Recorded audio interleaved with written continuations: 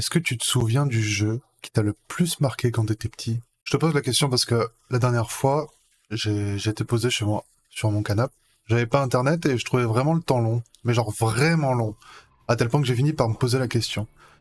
Quel est mon souvenir le plus marquant et le plus lointain concernant le jeu vidéo? Alors oui, pour ceux de ma génération, on pourrait parler de GTA San Andreas, Call of Duty, Battlefield, Mario et encore plein d'autres. Mais tous ces jeux incroyables n'arrivent pas à la cheville d'un jeu en particulier, d'un jeu avec de grandes ambitions, un jeu qui restera à jamais gravé dans ma mémoire.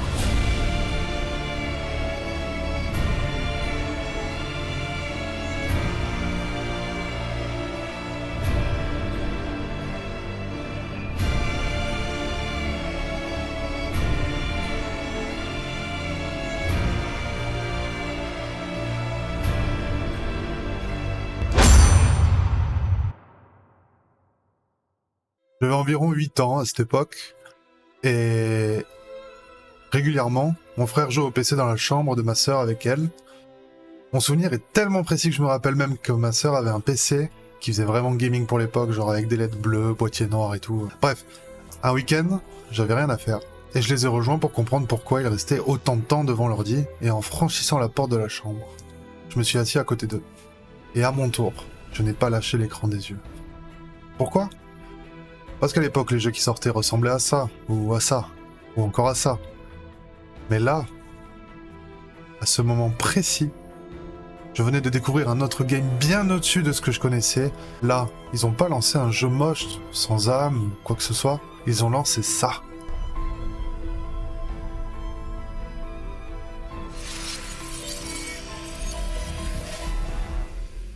Le jeu est sorti en 2007, et c'est en grande partie ce jeu qui posera les bases d'un grand nombre de jeux auxquels vous jouez actuellement. Genre les gars sont vraiment des malades. Genre les mecs se sont dit, on va pas faire un énième jeu de guerre pas ouf graphiquement, en mode couloir, où on avance et on tue des ennemis à l'appel, non. Nous, on va faire un jeu en monde ouvert, avec des camps d'ennemis, un peu partout sur la carte, et genre le joueur sera complètement libre de choisir son approche pour effectuer des missions.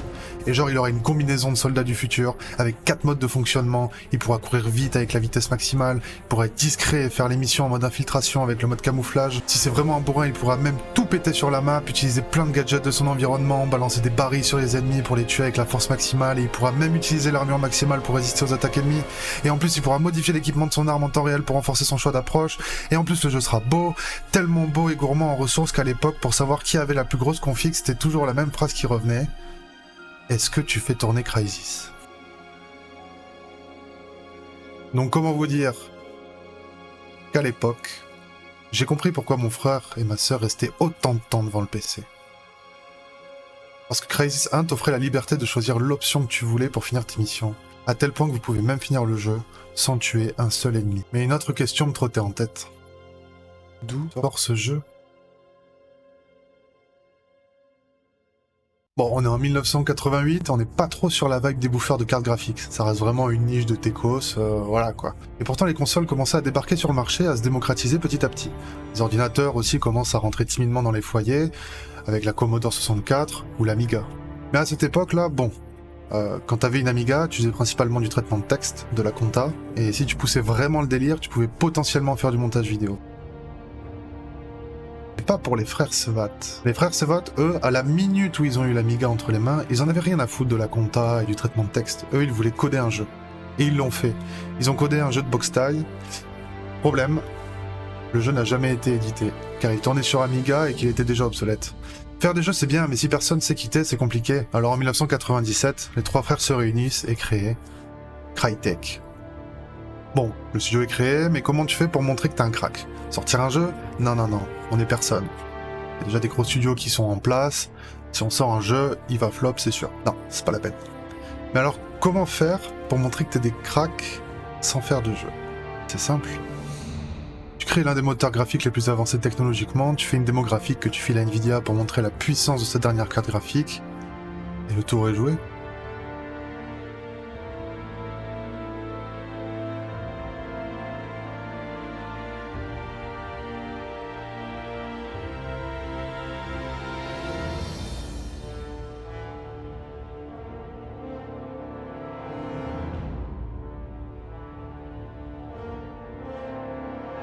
Alors oui, on n'est pas sur de la RTX 4090, hein. Là on est plus sur une GeForce 3, mais pour l'époque, ça, une énorme claque graphique. Alors évidemment, les gens n'en revenaient pas, ils rêvaient d'avoir un jeu aussi beau entre les mains, ils rêvaient d'arpenter chaque recoin de cette île, ils voulaient avoir plus que cette version démo, mais c'était pas les seuls. On est en 2001 et un beau jour Ubisoft débarque et dit à Crytek « Hey, salut les gars, sympa votre petite démo avec votre moteur graphique. Le CryEngine, c'est ça ? Ouais, cool. Bon, ça vous dirait que... genre vous nous fassiez un jeu ? Genre une nouvelle licence pour écraser la concu et mettre un grand coup de pied dans tous les codes existants ? Bon alors forcément ils ont pas dit non. Je vous avais dit que c'est des gros bouffeurs de cartes graphiques, parce que ces grands malades ils ont fait un truc qui était du jamais. Ces grands malades vont faire un jeu avec des graphismes de dingue. Je précise pour l'époque. Ils vont te faire un jeu avec des tonnes de missions en semi-monde ouvert pour permettre aux joueurs d'aborder les missions de différentes manières et de pouvoir recommencer le jeu en essayant d'accomplir les missions d'une autre manière. Le jeu est capable d'afficher une très grande profondeur à l'écran avec un système de rendu spécial fait sur le CryEngine pour la végétation. De plus, tous les niveaux sont accessibles en streaming. Ça veut dire qu'il n'y a aucun temps de chargement à l'intérieur de tous les niveaux. Le CryEngine, il peut te permettre de faire cohabiter des espaces intérieurs et extérieurs sans transition ni ralentissement. Aujourd'hui, ça paraît normal de rentrer dans un bâtiment puis d'en sortir sans charger. Mais à l'époque, c'était clairement pas ça. Et Ubisoft, ils sont très contents du résultat. Et les joueurs aussi, parce que le jeu que Crytek a fait, qui sortira finalement en 2004, c'est le tout premier Far Cry.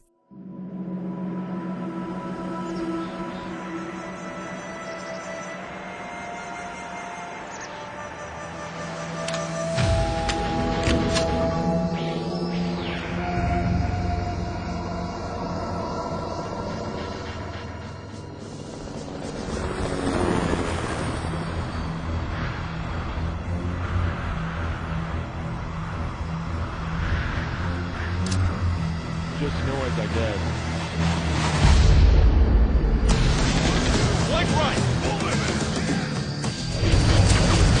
Watch out! We need backup! Oh, shoot him!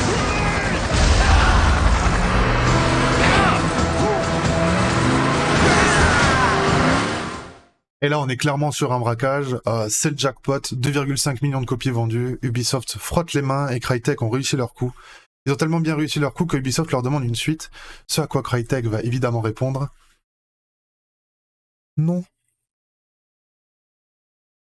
Parce que pendant qu'Ubisoft nageait dans les piscines d'argent, l'un des plus gros requins de l'industrie s'était rapproché de Crytek, parce qu'eux aussi voulaient un jeu comme Far Cry, et eux aussi voulaient un jeu signé Crytek. Et Crytek va évidemment saisir l'occasion. En même temps, comment peut-on refuser une telle opportunité de la part d'un mastodonte de l'industrie comme Electronic Arts ? En soi, Electronic Arts, bon, tout ce qu'ils veulent, c'est un Far Cry. Bon. Mais Crytek, ça les fait un peu chier de refaire la même... Ils veulent innover, améliorer le croquis qui était Far Cry pour en faire une œuvre d'art. C'est des artisans, les mecs, quoi. Et donc, pour faire mieux que Far Cry, qui est ton croquis de base, il te faut des meilleurs outils. Mais quand c'est toi qui crées tes propres outils, t'as juste à faire l'outil ultime avec la base que t'as déjà. T'as juste à faire un moteur graphique tellement puissant et tellement en avance pour l'époque que les PC de l'époque ne pourront même pas faire tourner tes jeux en ultra sans les faire exploser. Et là, tu deviens une référence. Donc on va développer le CryEngine 2 pour mettre une claque à IA, alors qu'ils ne l'ont même pas demandé. Tout ça pour faire le meilleur jeu de tous les temps. Parce qu'on est trop fort. La réponse est oui. En 2007, et au bout à peine de leur deuxième jeu, Crytek s'élève comme la référence graphique dans l'industrie du jeu vidéo. Avec plus d'1 million de ventes, c'est un succès sans nom pour un jeu aussi atypique. EA évidemment est très content. Mais EA veut continuer à développer Crysis. Alors quand EA vient toquer à la porte de Crytek pour faire Crysis 2, eh bien ils répondent oui. Là Crytek, après le succès de Crysis et la demande d'une suite, pète un câble et décide d'ouvrir des studios en Bulgarie, en Ukraine, en Hongrie, en Chine, en Corée du Sud et même aux États-Unis, soi-disant pour travailler sur plusieurs projets en même temps. Et comme pour le premier Crysis, ils refont une nouvelle version du moteur graphique, le CryEngine 3. Et pour la première fois, ils vont devoir développer le jeu sur PC, mais aussi sur console. Parce qu'à ce moment-là, si tu développes ton jeu que pour les joueurs PC, ton jeu il meurt. Alors t'es obligé de l'optimiser pour les consoles. Évidemment que Crytek va pousser les curseurs au max pour que les consoles galèrent à respirer, plus qu'un asthmatique en manque de ventoline. Tellement des perfectionnistes, que les mecs vont aller voir un petit compositeur pas très connu, qui s'appelle Hans Zimmer, qui a genre fait juste la BO d'Inception, de The Dark Knight, ou encore d'Interstellar, pour faire la musique de leur jeu. Et le mec il a dit oui. Et c'est après plusieurs années de travail, de prouesse technologique et de passion, que Crysis 2 sort enfin en 2011.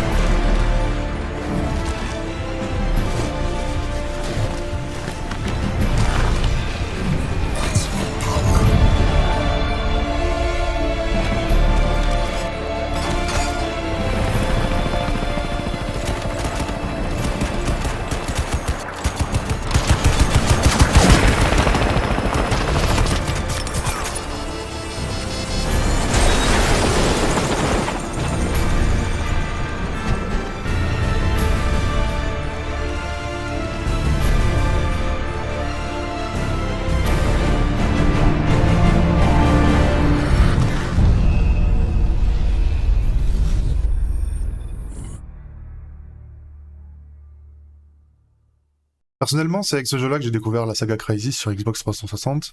Même si la première fois que j'ai joué à ce jeu, je me suis tellement chié dessus que j'y ai même plus joué pendant une semaine. Parce que quand t'as 11 ans et que tu tombes sur ça... Cobalt 7. We got fresh bodies on the beach here. Oh, wow. Couple live ones too.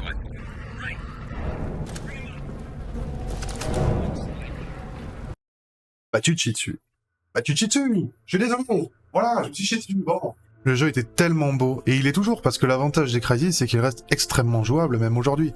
Le jeu a été vendu à 3 millions d'exemplaires, mais pour autant, il n'a pas conquis les fans de Crysis 1.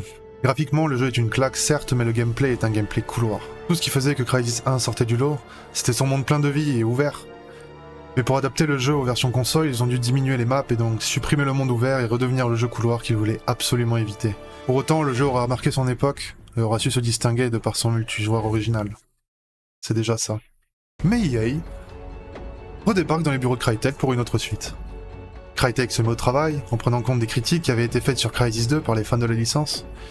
Mais le problème, c'est que quand tu pousses tellement loin l'innovation technologique, tu finis par stagner, et à plus pouvoir proposer d'énormes claques technologiques à chaque fois. Crysis 3 sortira 2 ans plus tard, en 2013, et ne dépassera même pas la barre des 1 million de copies vendues.